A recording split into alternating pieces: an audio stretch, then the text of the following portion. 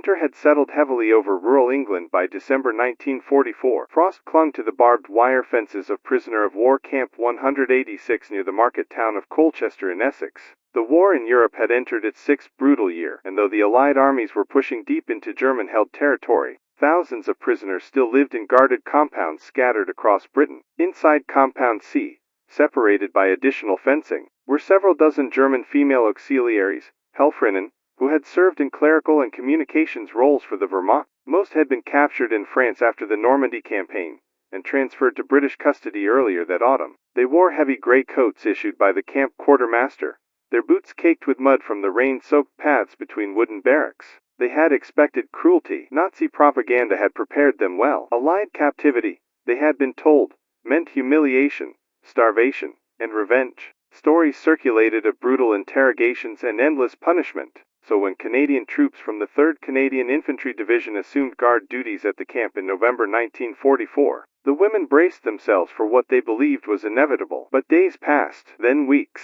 The guards were firm but professional. Orders were short, delivered in English and occasionally repeated in careful German. Food was plain: boiled potatoes, bread, thin stew, but it arrived consistently. Medical inspections were routine. There were no beatings, no shouting, no midnight interrogations under harsh lights. That absence of cruelty was almost more unsettling than brutality would have been. Each morning at 0700 hours, the compound stirred to the sound of a whistle. Roll call followed, names checked against typed lists. The women stood in formation, breath visible in the bitter air, while Canadian corporals marked attendance. Beyond the wire, sentry towers stood against the pale sky, Bren light machine guns mounted and ready, though never fired. Still, tension never left. The women kept mostly to themselves, whispering in the barracks after lights out at 2100 hours.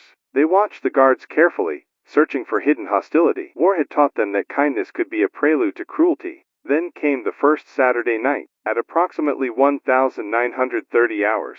As darkness settled and frost hardened the muddy yard, a sound drifted across the compound. Laughter, boots striking wooden planks, the faint but unmistakable notes of a fiddle. The women froze. They gathered near the inner fence, where lantern light flickered from the administrative buildings beyond. Shadows moved between parked Bedford trucks. A soldier's voice rose in off-key song, followed by raucous applause. "Is it a celebration?" one whispered. Another shook her head. "Perhaps they drink before sending us somewhere worse." Fear moved quickly. In war, joy on one side often meant suffering for the other. Yet the guards on perimeter duty did not change posture. A lance corporal leaned casually against the wire, tapping his boot in rhythm to the music. The confusion deepened. For the first time since their capture, the women felt something stranger than fear. They felt uncertainty. And little did they know, what began that winter night would quietly reshape how they understood the enemy beyond the wire. The following Saturday, the women tried to ignore the anticipation building in their chests. All week, the sounds of that first gathering had echoed in their thoughts. Music did not belong in a prison camp.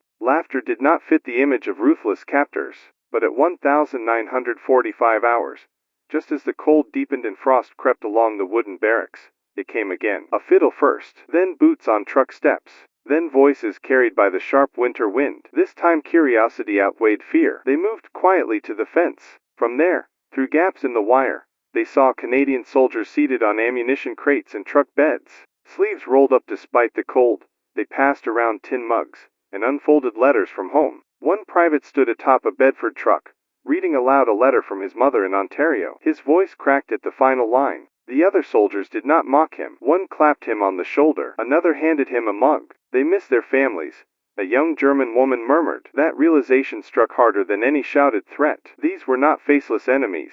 They were farm boys from Saskatchewan, factory workers from Montreal, sons and brothers standing thousands of miles from home. Then the wind shifted. A new sound carried clearly across the yard. Not a fiddle now, but a harmonica. The melody was slow and mournful, neither marching tune nor drinking song. It was something older, something gentle. One of the German women inhaled sharply. "I know that melody." Her voice trembled as she hummed along, barely audible. It was not identical to the German folk version she remembered from childhood, but close enough. For a fragile moment, the barbed wire felt less like a barrier, and more like a line between two groups of exhausted human beings. A Canadian sergeant patrolling the perimeter noticed the gathering by the fence. He paused, adjusted the Lee Enfield rifle slung over his shoulder, and spoke evenly. "Lights out in 30 minutes. Not harsh, not friendly, Simply a rule stated, but he did not order them away. That small act of restraint unsettled them deeply. They had been trained to see monsters beyond the wire. Yet monsters did not play harmonicas on freezing nights. Monsters did not read letters with breaking voices. Back in the barracks,